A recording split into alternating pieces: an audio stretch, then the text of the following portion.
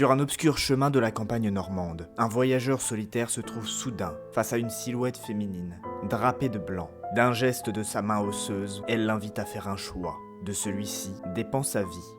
Dans cette vidéo, je vais vous présenter 5 légendes de revenants qui ont terrifié les nuits françaises à travers les siècles. En redécouvrant ces récits, nous explorons notamment les racines françaises de la chasse sauvage et démystifierons les terrifiantes apparitions de la Dame Blanche.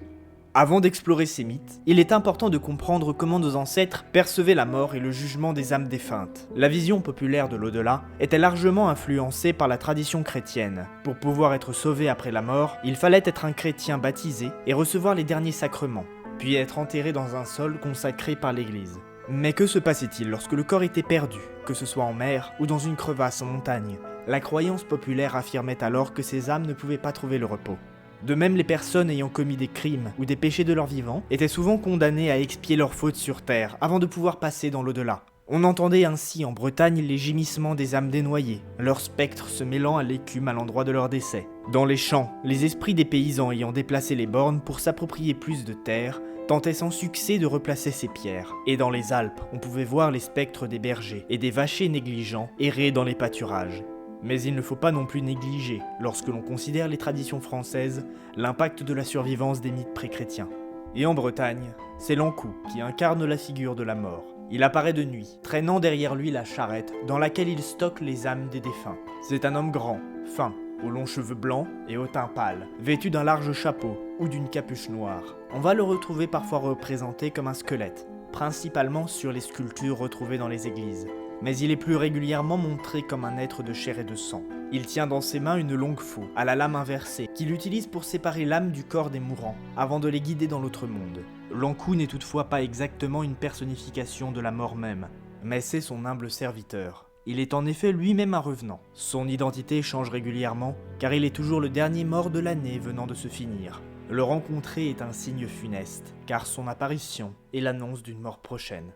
Il existe 2 théories expliquant l'origine du mythe de l'Ankou. La première, basée sur les recueils des légendes orales, considère qu'il est un héritage celtique, issu d'une figure commune avec les peuples des îles britanniques. La seconde, se fondant davantage sur des traces archéologiques, l'intègre plutôt à la culture chrétienne. L'Ankou est dans ce cas une représentation de la mort physique du chrétien, se distinguant de la mort de l'âme, représentée par l'ange.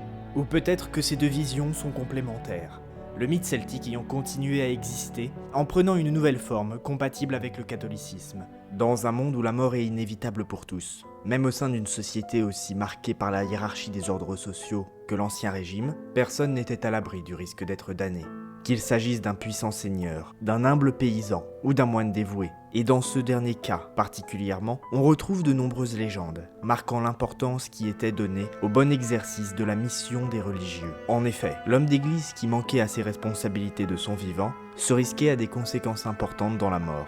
L'expression les plus communes de celles-ci sont les légendes des messes fantomatiques. On retrouve leurs traces dans des récits dans à peu près toute la France. Ce sont des apparitions nocturnes, lors desquelles un chanoine, un moine ou un curé revient d'entre les morts, sous la forme d'un spectre, accompagné des accessoires nécessaires à la messe, afin de réaliser celle-ci, encore et encore, jusqu'à ce qu'un être vivant ne trouve le courage de venir y participer. Selon les circonstances, elle peut être accompagnée d'un public spectral, les défunts le composant étant plus ou moins reconnaissables par le témoin. Les messes fantomatiques peuvent prendre des formes variées et se rencontrer dans différents lieux, parfois au sein même d'un village, parfois dans une église, parfois au sommet d'une colline isolée. Elles sont généralement observées par des voyageurs solitaires, qui ne réalisant pas le caractère surnaturel de la scène, se joignent à la messe, avant de percevoir l'horreur de leur situation. Si de son vivant, le religieux avait pris des engagements, particulièrement s'il avait déjà été payé pour ceux-ci, mais qu'il n'avait pu les tenir avant sa mort, il revenait de la tombe pour mener à bien leur office.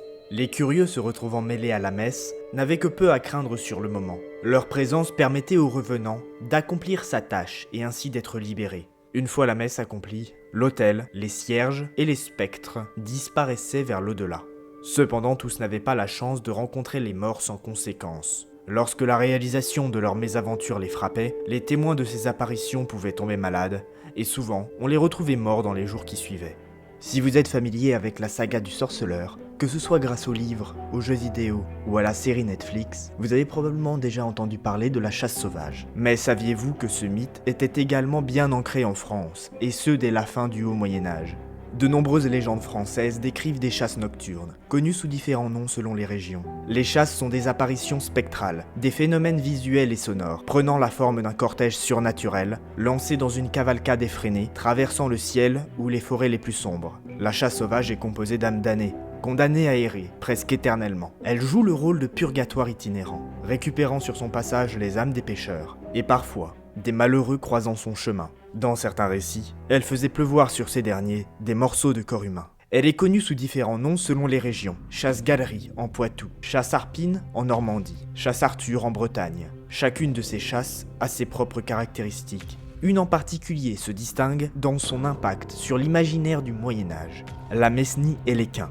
Mesnie désigne ici la maison, ou la troupe qui accompagne le seigneur, qui est sous sa responsabilité. C'est une armée des morts, composée de fantassins, de chevaliers, d'aides de camp, de religieux, de croque-morts, d'hommes et de dames de la noblesse. Ils sont accompagnés d'esprits et de démons. Ils sont dirigés dans leur pénitence par Héléquin, une figure mystérieuse et complexe, à l'alignement incertain. Héléquin est représenté comme un homme de grande taille, un géant, un chevalier noir, armé d'une massue.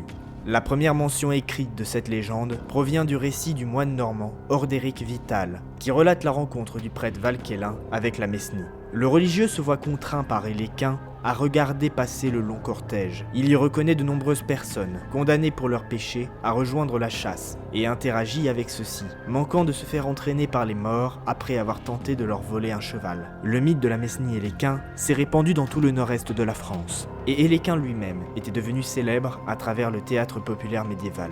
Pendant la Renaissance, cette figure mystérieuse, progressivement associée au diable et au comique, a été reprise par des artistes italiens. Héléquin a alors évolué pour devenir la figure bien connue de l'Arlequin.